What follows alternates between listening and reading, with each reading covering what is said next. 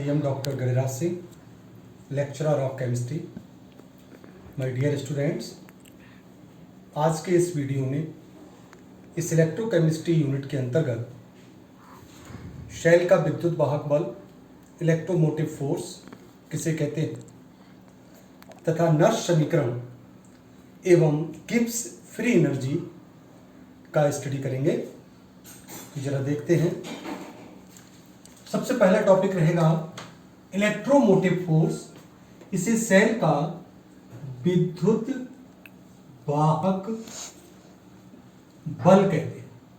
विद्युत वाहक बल या इसको हम EMF लिखते हैं।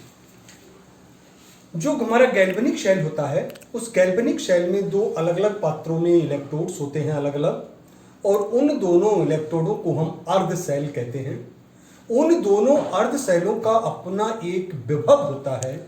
दोनों के भिन्न भिन्न विभव होते हैं। जब उन दोनों अर्ध सेलों को हम किसी बाह्य परपथ से जोड़कर सेल को एक पूर्ण कंप्लीट बना लेते हैं, परपथ को पूरा कर लेते हैं, तब विद्युत धारा का संचारण होता है उच्च विभव के इलेक्ट्रोड से निम्न विभव के इलेक्ट्रोड की ओर विद्युत धारा बहती है।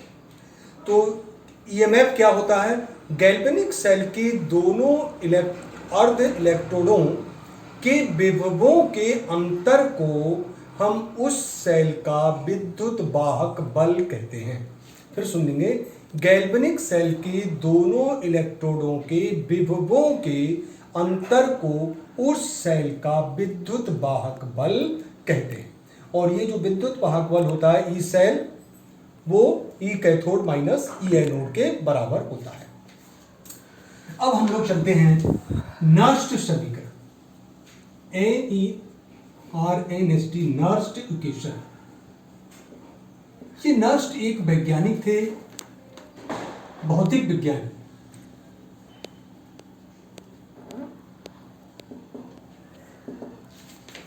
नर्स्ट एक भौतिक विज्ञानी थे। इन्होंने किसी भी सेल के इलेक्ट्रोड विभव और मानक इलेक्ट्रोड विभव में एक संबंध स्थापित किया और एक समीकरण प्रस्तुत की है।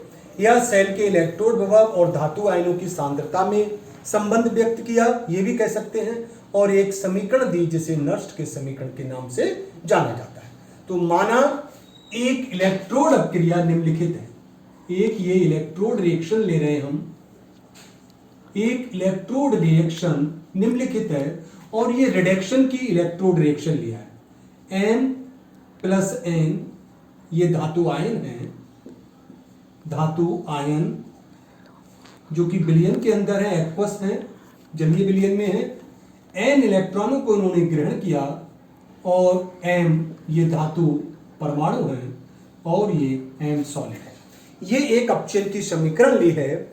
इस समीकरण पर जर्मन भौतिक विज्ञानी नर्स्ट के अनुसार हम मानेंगे किसी ताप कैपिटल T, कोई टेम्परेचर लिया, किसी ताप कैपिटल T पर धातु का इलेक्ट्रोड विभव E, धातु के इलेक्ट्रोड विभव E तथा धातु आयनों की सांद्रता Mn+ में निम्नलिखित संबंध होता है। ये बात नर्स्ट ने बताई। और क्या संबंध बताया, फिर समझ लें एक बार इसको।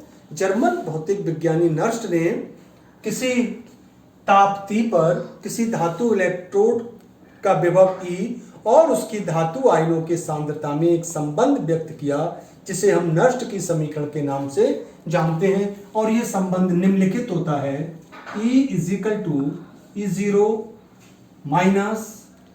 E बराबर E0 minus 2.303 RT upon NF log base 10 M, ये सॉलिड है, बटे N+, ये एक्वस आयन। इस समीकरण को हम नर्स्ट की समीकरण कहते हैं। और इस समीकरण में क्या क्या दिया हुआ है इसको देखेंगे। E है हमारा इलेक्ट्रोड पोटेंशियल, इसको इलेक्ट्रोड विभव कहते हैं, जो कि वोल्ट में कैलकुलेट किया जाता है। E स्टैंडर्ड हमारा स्टैंडर्ड इलेक्ट्रोड पोटेंशियल होता है, ये भी वोल्ट में होता है।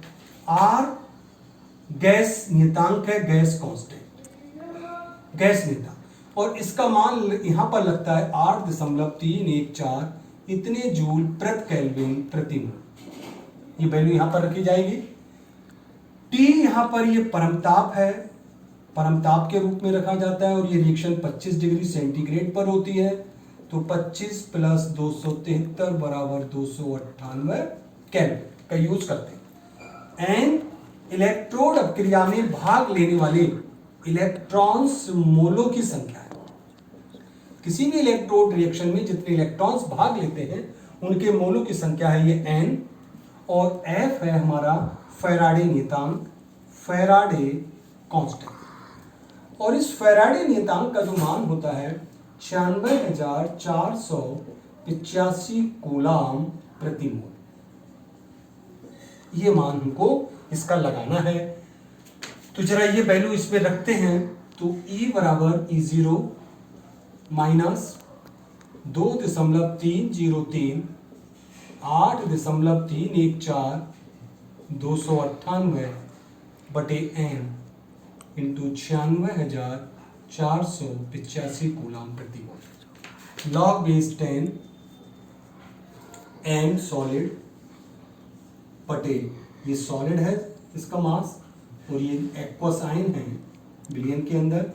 ये अब इसकी गुणा करेंगे 96,485 से डिवाइड करेंगे तो हमको मिलता है ये E बराबर E0 minus 0.0591 upon n log base 10 n ये सॉलिड है बटे n प्लस n ये एक्वस आयन है मिलियन के अंदर। और हम जानते हैं ये इसकी जो m सॉलिड होता है, ठोस अवस्था में किसी भी पदार्थ का जो सक्रिय द्रव्यमान या मोलर जो सांद्रता होती है वो स्थिर रहती है। तो इसकी मोलर सांद्रता ये जो m सॉलिड है हमारा, इसकी जो मोलर सांद्रता होगी 1 मोलर होगी। 1 मोलर है, कांस्टेंट रहती है, ये स्थिर होती है, सक्रिय द्रव्यमान है इसका। तो ये समीकरण हमारी बनती है E is equal to E0 minus 0.0591 upon n log base 10 1 upon 1 n plus ये। इस समीकरण को हम नर्स्ट की समीकरण कहते हैं, और ये समीकरण किसी भी धातु इलेक्ट्रोड और उसके धातु आयनों की सांद्रता में संबंध व्यक्त करती है। तो ऐसी समीकरण को हम नर्स्ट की समीकरण कहते हैं। और लास्ट टॉपिक है इसका गिब्स फ्री एनर्जी, गिब्स मुक्त ऊर्जा या गिब्स फ्री एनर्जी। किसी भी सेल के अंदर जो हमारी रिएक्शंस होती हैं उन्हें हम सेल रिएक्शंस कहते हैं। और कोई भी रिएक्शन सेल के अंदर होगी, ये संभव होगी या नहीं, ये स्पॉन्टेनियस होगी, फिजिबल है या नहीं, इसके लिए थर्मोडायनामिक क्राइटेरिया निश्चित किया गया है। तो उसके अनुसार ये जो सेल रिएक्शंस हैं, सेल रिएक्शंस चूंकि रिडॉक्स अपक्रियाएं होती हैं, पीछे कर चुके हैं, ये सेल रिएक्शंस 2 प्रकार की होती हैं। एक होती है स्पॉन्टेनियस सेल रिएक्शंस, जिन्हें हम स्वतः प्रवर्तित सेल अपक्रिया कहते हैं। और दूसरी होती है नॉन स्पॉन्टेनियस